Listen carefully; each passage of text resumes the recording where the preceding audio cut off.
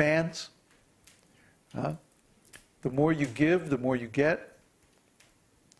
Krishna has a special soft spot in his heart for those devotees who like to explain his philosophy to the other devotees. He says that never would there be a devotee as dear to me as him.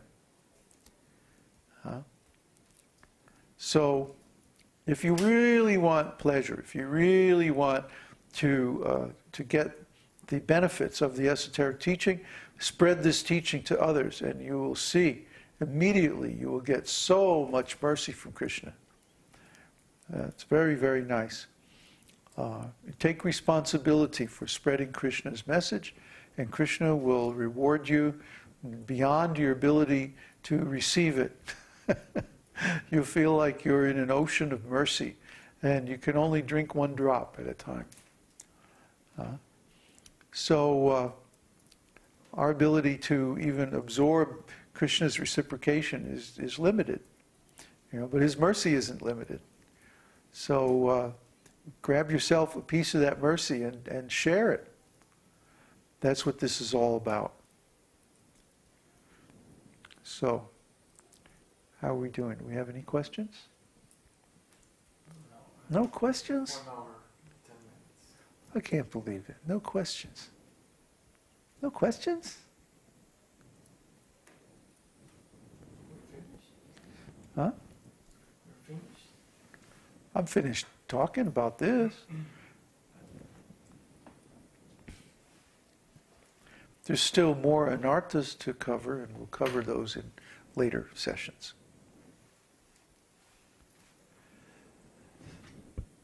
No questions, huh? Okay. I do that. Okay. Grab the mic. You mentioned that if you desire for mukti, you won't get any benefit because you just merge your whole entire existence into the effulgence. Yeah, Sayuja Mukti it's called. And you mentioned that in order to have pleasure or consciousness, there are 3 things you need to have: subject, object, and the relationship. Yeah. But I also remember that, and you also mentioned that you can't have it from your own self. You can't have those things. But you can't have this kind of relationship from when you contemplate your own soul, right? Or this pleasure. Or, why not? Or yourself. This is what I.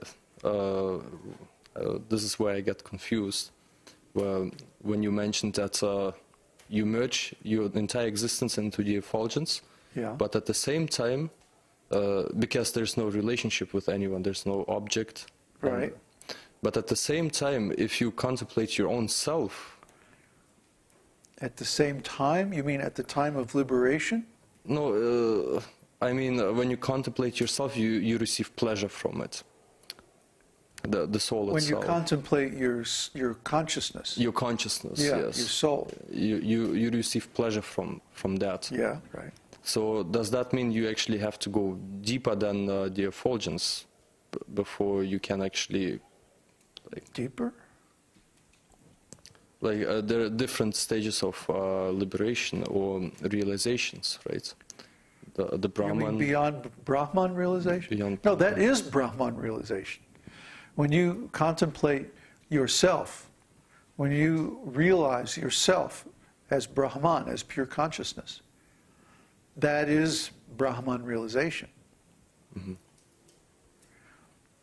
Now, but in that state, one is both the subject and the object, so you and can has a relationship with oneself. Okay. The duality, or actually the Trinity, is still there. Okay. That's where I was confused. So yeah. I thought in it was mukti, those distinctions or the relationship is erased. Mm-hmm. If everything is one. Oh, okay. So it's really up to the desire of the individual soul. Yeah, of course. Okay. As always. As always. Desire and intention are what determine the result of everything that we do. You know, so we can do the same thing, but with a different intention, and it gives a different result. Depends on what we want. Content and context. Content and context. The meaning of any particular content is always determined by the context that we hold it in. So if we're holding this meditation on consciousness as a means of attaining final, liberation,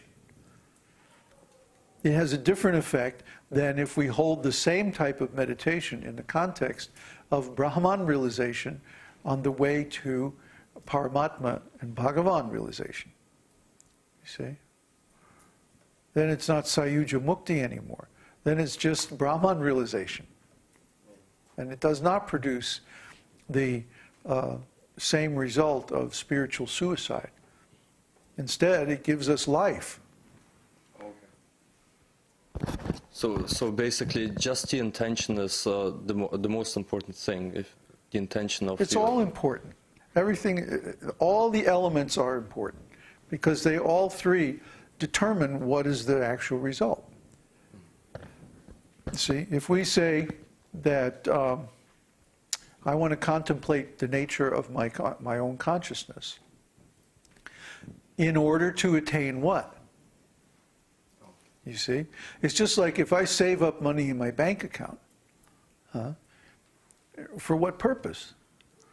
Do I want to buy a car? Do I want to buy a house? Do I want to take a trip somewhere? Do I want to buy some new clothes? What's the purpose I'm saving for? You see? So similarly, when we do any kind of spiritual process, we have to understand, we have to know in advance, why am I doing this? What do I want to get out of it? What is the aim? What is the intention? It's like a bank account. It's the same thing. We're storing up energy in a certain way, storing up impressions in a certain way. One of the values of those impressions, or one of the factors included in those impressions, is why are we doing this process? What is the result we're trying to get out of it? We should determine the result before we begin the process and think of the result as we perform the process, and then we get that result. See, well, a lot of people just perform spiritual activities more or less mechanically without thinking what the result is that they want to attain. And then they don't get any result and they wonder why. Yeah, they can't go beyond their minds. It's like they're just you can't go beyond these three factors. There's always these same three factors: the subject, the object, and the relationship. So if I perform some spiritual activity, which is I am the subject, right? The activity is the object, and the relationship is the purpose for which I do that process. I'm chanting my mantra. Why? Because I want to attain pure devotional service.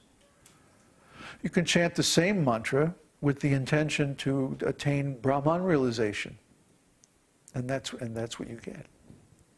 Remember, the mantra, especially the name of God, is like a desire tree.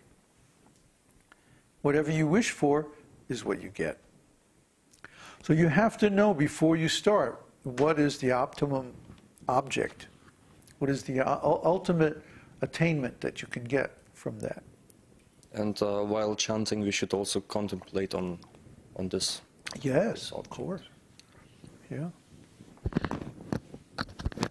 More questions? No. Okay. Go ahead.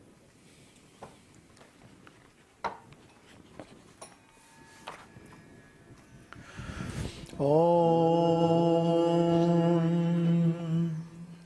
Shri Vaishampayana Uvacha Shutva dharmana sheshena pavanani cha sarvashaha Yudhishthira shantanavam punareva bhyabhashata Yudhishthira uvacha Kimekam daivatam loke king vapyekam parayanam stuvanta kankamarchanta prapnuyurmanava subham ko dharma sarva dharmanam bhavata paramo mataha king japan muchyate jantur janma sangsara bandhanat.